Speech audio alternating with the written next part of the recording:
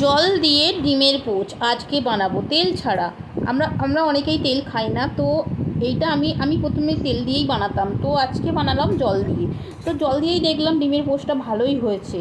তো তেল দিয়ে বানাতে হবে এর কোনো মানে নাই, যারা তেল খাও না তারা জল দিয়ে ডিমের পোচ বানাতে পারো, খুব সুন্দর হবে। এই দেখো, শুধু ওপর থেকে একটু গোলমরিচ গুঁড়ো আর একটু লবণ দিয়ে দিও, দেখবে কত সুন্দর ডিমের পোচ হবে। আমার মেয়ে তো খুবই ভালোবাসে। আর ইউটিউবে আমি নতুন কাজ করছি, তোমরা আমার একটু পাশে থেকো, আমাকে সাবস্ক্রাইব করো, তাহলে আমি নতুন নতুন ভিডিও বানাতে খুবই উৎসাহ পাবো। তাই তোমরা প্লিজ আমার পাশে থেকো। আর ভিডিওটা কেমন লাগলো অবশ্যই জানিও। দেখো, মানে তেল দিতে হবে এর কোনো মানে নেই, অনেকেই তেল পছন্দ করে না, তো সেই কারণেই আজকের এই রেসিপিটা আমি জল দিয়ে বানালাম, শুধু জল দিয়ে ডিমের পোচ। তো দারুণ, কারা কারা ডিমের পোচ খেতে ভালোবাসো অবশ্যই জানিও। আর আমার ভিডিওগুলো কেমন লাগে সেটাও কমেন্ট করে জানিও। আমার শুধু শর্ট ভিডিও আছে বেশি, তো তোমরা একটু পাশে থেকো, তাহলে আমি আরও নতুন নতুন কাজ করতে সুবিধা, মানে উৎসাহ পাবো। তোমরা একটু আমার ভিডিওগুলো দেখো, লাইক কমেন্ট এবং সাবস্ক্রাইব করে পাশে থেকো। দেখো কত সুন্দর হয়ে গেছে।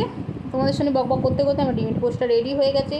চলো, কে কে খাবে চলে আসো, একটু পরেই নামাবো এটা। গরম গরম ডিমের পোচ, চলে এসো খেয়ে নাও। তোমরাও বাড়িতে ট্রাই করতে পারো এইভাবে। তো তেল দেবে না, তেল দিলে তো মুশকিল, তেল দেবে না, জল দিয়ে শুধু বানাতে হবে। জল দিয়ে অল্প জল দেবে, তবে বেশি জল দেবে না, তাহলে তুলতে পারবে না। অল্প জল দিলে দেখবে ডিমের পোচটা রেডি হয়ে যাবে। এইটা এখন মানে অনেকেই করছে দেখছি, তো আমিও ট্রাই করে ফেললাম, দেখলাম বাহ বেশ ভালোই, তো দারুণ হয়েছে। তো তোমাদের কেমন লাগলো অবশ্যই জানিও। আর আমার চ্যানেলটা সাবস্ক্রাইব করে পাশে থেকো। টাটা, দেখা হচ্ছে নেক্সট ভিডিওয়। সবাই ভালো থেকো, সুস্থ থেকো আর পাশে থেকো। আমাকে একটু বন্ধু করে নিও, আমিও তোমাদেরকে বন্ধু করে নেব। যারা সাবস্ক্রাইব করে নিও, আমিও তোমাদের সাবস্ক্রাইব করে দেবো, ঠিক আছে?